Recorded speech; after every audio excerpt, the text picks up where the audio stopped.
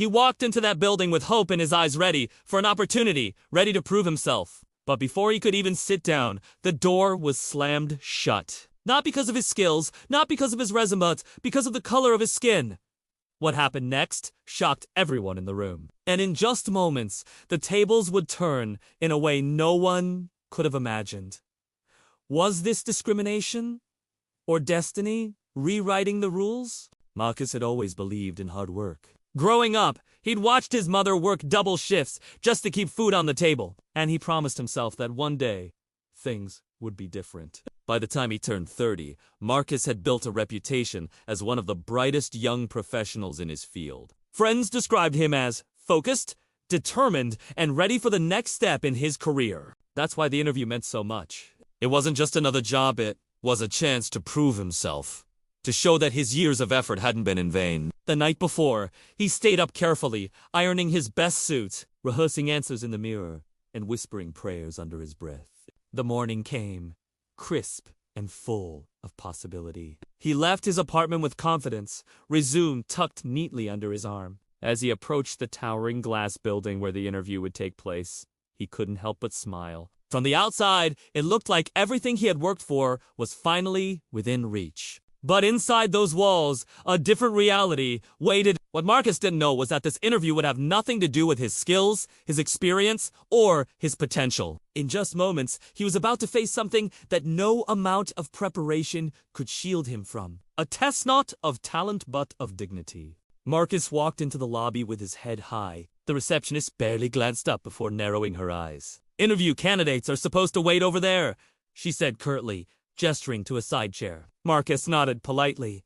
though he noticed the way her tone shifted sharp, dismissive, nothing like how she greeted the others. He told himself not to read into it. Stay calm. Focus on why you're here. Minutes ticked by. He watched as two other candidates, both white, walked in after him. The receptionist smiled warmly at them, even offered coffee. When Marcus rose to ask about his scheduled time, she cut him off. "Sir, please sit. Someone will call you eventually."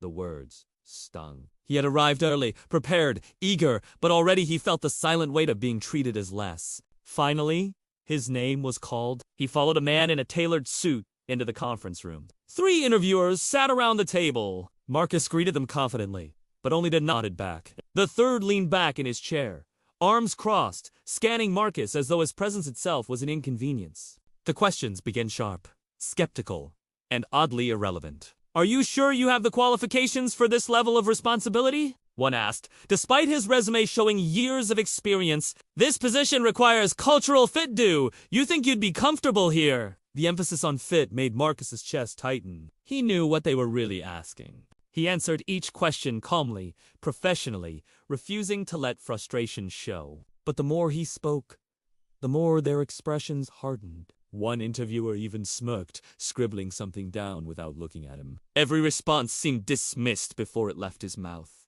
The room wasn't evaluating his skills, they were building a wall, brick by brick, to shut him out. When the interview ended, they didn't shake his hand. One muttered, "We'll be in touch," already gathering papers, avoiding his eyes. Marcus stepped outside, his pulse racing. He had faced rejection before, but this wasn't rejection, was humiliation, plain and sharp. They hadn't seen him as a professional. They hadn't even seen him as a man. As he crossed the lobby, the receptionist smirked faintly. "Better luck next time," she said under her breath.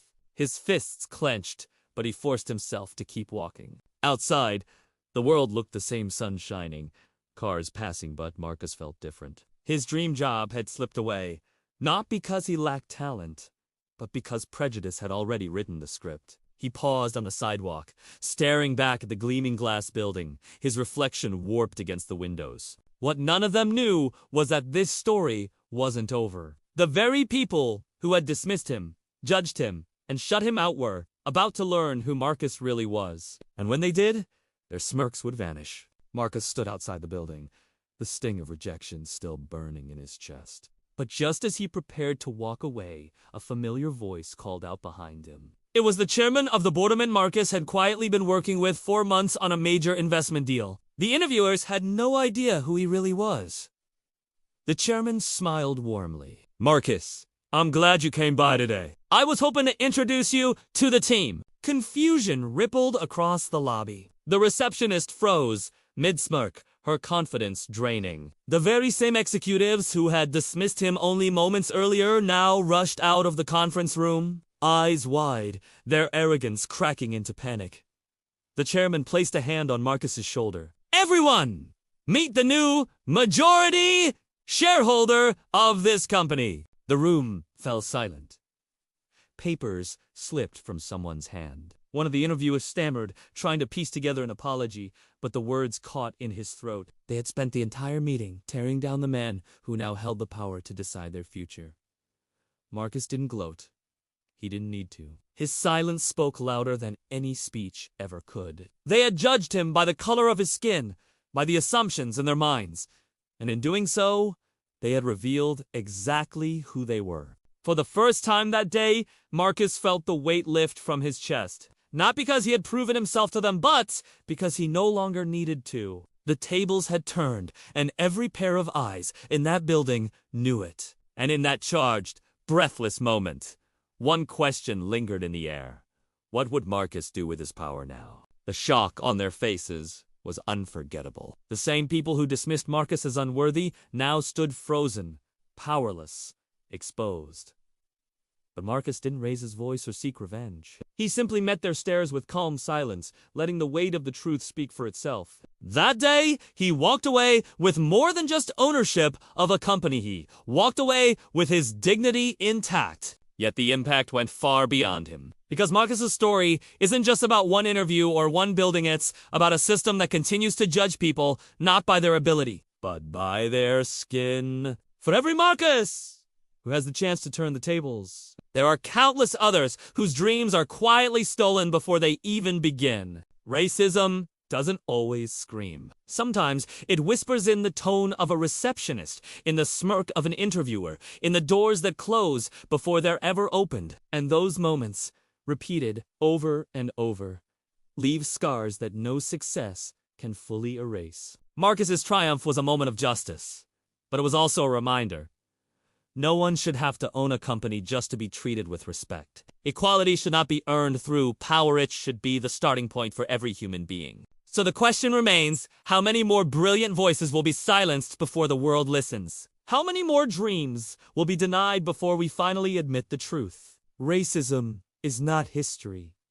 It is happening now. And until we confront it, until we speak up, and until we demand change, the cycle will continue. The next Marcus could be your neighbor, your friend, or even you.